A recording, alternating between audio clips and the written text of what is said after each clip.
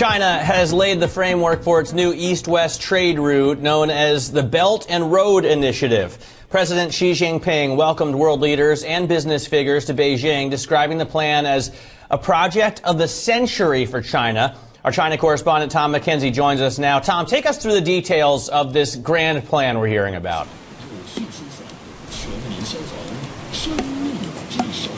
It is a grand plan. We've heard lots of big slogans. We've had presidents in town, the likes of Putin, Erdogan from Turkey. Notably, we haven't had any G7 leaders other than Italy. What we've had in terms of fleshing out some of the details, we heard from President Xi Jinping. He's outlining an additional $78 billion in funding that will go towards this project. Credit Suisse, by the way, says that eventually China could pump in up to $500 billion in the next 5 years. We also had 18 countries signing up to a financial proposals paper as part of this project. And we had a meeting of the development banks, the likes of the World Bank, the ERDB, the AIIB, that's China's development bank, along with state and policy banks here, and private banks like Standard Chartered and Santander to draw up a financing framework.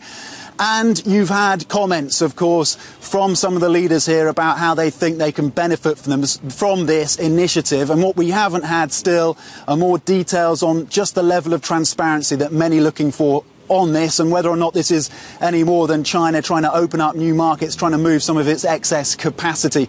It's interesting, the President talking about the fact that the world must unite like a flock of geese. Interesting language. I'm assuming there's a decent Chinese translation on that one, Tom. But just you walked us through some of the challenges to get this to work. Is the challenge really the biggest challenge, convincing the rest of the world that China's motivations are good here?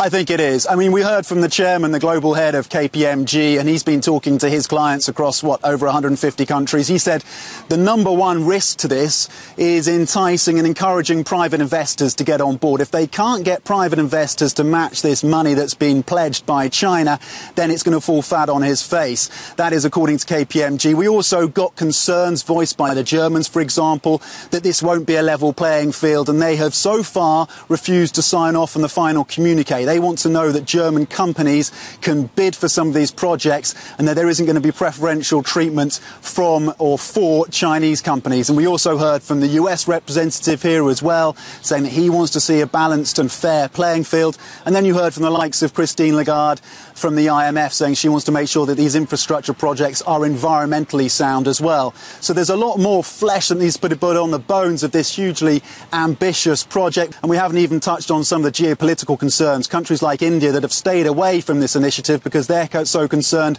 about China's partnership with Pakistan and in contested regions like Kashmir.